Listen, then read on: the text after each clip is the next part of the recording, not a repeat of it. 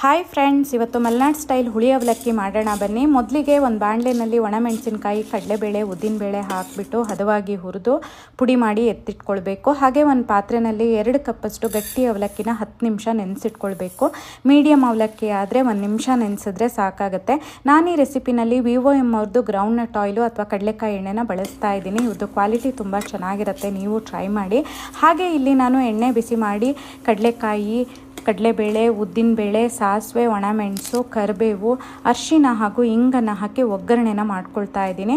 ಆನಂತರ ಉಪ್ಪು, ಬೆಲ್ಲ ಮತ್ತು ಹುಳಿಯನ್ನು ರುಚಿಗೆ ತಕ್ಕಂತೆ ಸೇರಿಸ್ಕೊಳ್ತಾ ಇದ್ದೀನಿ. ಚೆನ್ನಾಗಿ ಕುದಿಸಿ ನೆನೆಸಿಟ್ಟಿರುವಂತಹ ಅವಲಕ್ಕಿನ ಸೇರಿಸಿ ಚೆನ್ನಾಗಿ ಮಚ್ಚಿ 1 ನಿಮಿಷ ಮುಚ್ಚಳ ಮುಚ್ಚಿ ಬೇಯಿಸಿ, ಮುಚ್ಚಳ ತೆಗೆದ ಮೇಲಿಂದ ತೆಂಗಿನ ತುರಿ, ಕೊತ್ತಂಬರಿ ಸೊಪ್ಪು ಹಾಗೂ ಈಗಾಗಲೇ ಮಾಡಿಟ್ಕೊಂಡಿದ್ವಲ್ಲ ಆ ಪುಡಿನ ಹಾಕಿ ಚೆನ್ನಾಗಿ ಕಲಸಿದ್ರೆ ರುಚಿಕರವಾಗಿರುವಂತಹ ಹುಳಿ ಅವಲಕ್ಕಿ ತಯಾರಾಗುತ್ತೆ.